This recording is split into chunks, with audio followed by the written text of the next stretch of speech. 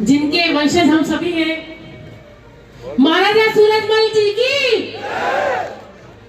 जाट सरदारी का जयकारा इतना हल्का, मैं तो ऋषि बंसल जी के नाम के आगे लोहागढ़ सुनते ही फिदा हो गई, और आप इतना हल्का जयकारा लगाए तो कैसे चलेगा था। महाराजा सूरजमल जी की, महाराजा सूरजमल जी की। सर्वप्रथम महाराजा सूरजमल जी के चरणों में नमन। महाराजा साहब और इस आरक्षण समिति के संयोजक आदरणीय नेमसिंह जी भाई साहब, समस्त सरदारी जो यहाँ पधारी है, सभी को प्रणाम। आदरणीय ऋषि जी, सभी को नमस्कार करती हूँ और युवा साथियों को राम राम करती हूँ, क्योंकि युवाओं के कंधों पर ही किसी भी आंदोलन का भार होता है। और जो आंदोलन की शुरुआत वैसे तो बहुत पहले हो गई, लेकिन इस सेशन में आज से हुई है, तो आज से युवाओं को कहना चाहूंगी कि आप अपने कंधे जोरदारी से मजबूत कर लें। मैं अपने बचपन से, क्योंकि मेवाड़ की बेटी हूं, और बचपन से एक कहावत सुनते आई हूं कि जो दृढ़ राखे धर्म को ताही राखे करतार। जो अपने धर्म पर चलता रहता है उसका साथ भगवान भी देता है। और 2013 से जब मैंने राजनीति की शुरुआत करी, और शुरुआत का एक ही लक्ष्य था कि जहां न्याय की लड़ाई लड़नी पड़े वहां सदैव तैयार रहना है। और 13 से लेकर अब तक संघर्ष की राजनीति मैंने करती आई हूं। और जब अब मुझे मालूम पड़ा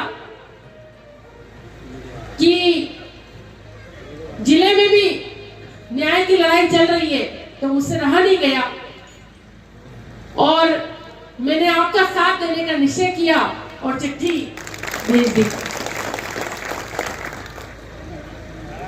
बात अपनी विधानसभा से ही शुरू करूंगी कि बहुत प्यार से और बहुत दमदारी से मुझे विधायक बनाकर विधानसभा पहुंचाया है।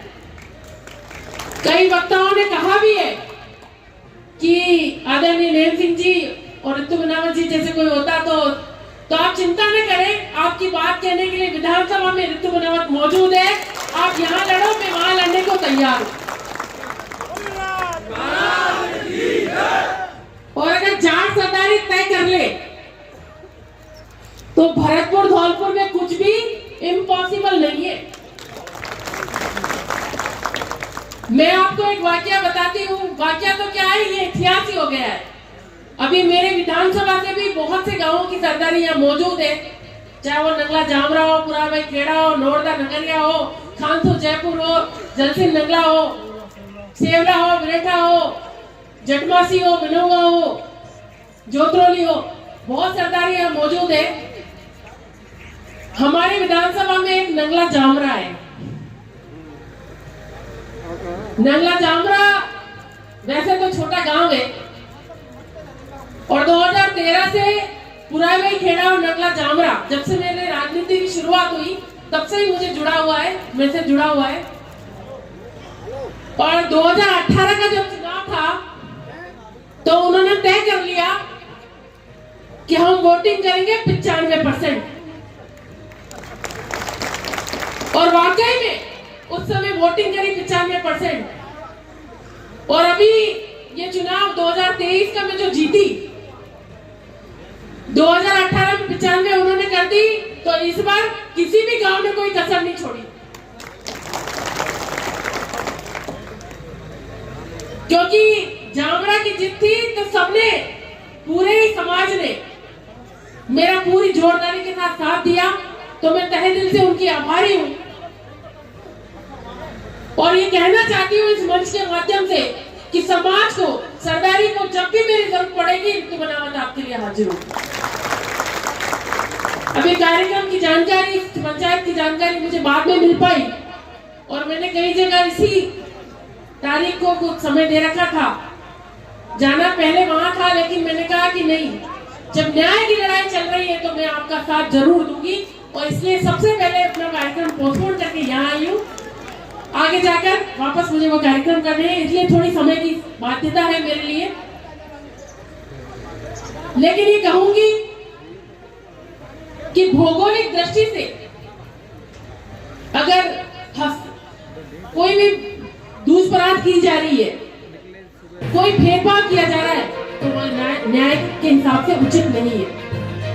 मैंने संघर्ष समिति की जो फॉर्मेट बना उसमें देखा कि लगातार सिफारिश हुई और कोई कॉन्स्टिट्यूशन में अमेंडमेंट की कोई बात ही नहीं है, केवल शब्दों की बात है। अगर जहां मेंशन किया गया है कि धौलपुर और भरतपुर के जाटों के लिए वहां संपूर्ण राजस्थान कर दिया जाएगा, तो हमारे धौलपुर और भरतपुर के जाटों को भी आरक्षण पूरी तरह मिल जाएगा। और जहां शेखावटी में जहां पर साधन संपन्न लोग हैं उनको भी आरक्षण मिल रहा है सरकारी का, तो यहाँ पर तो हमारी स्थिति, क्योंकि हमारे यहाँ ना औद्योगिक धंधे हैं और यहाँ पर खेती बाड़ी भी इतनी अधिक नहीं है,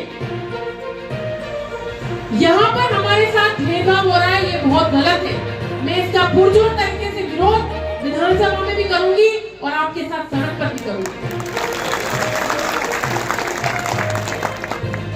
कि मेरे को अभी कई जनों से मालूम पड़ा, जब ये ऐसा भेदभाव हो रहा है कई वर्षों से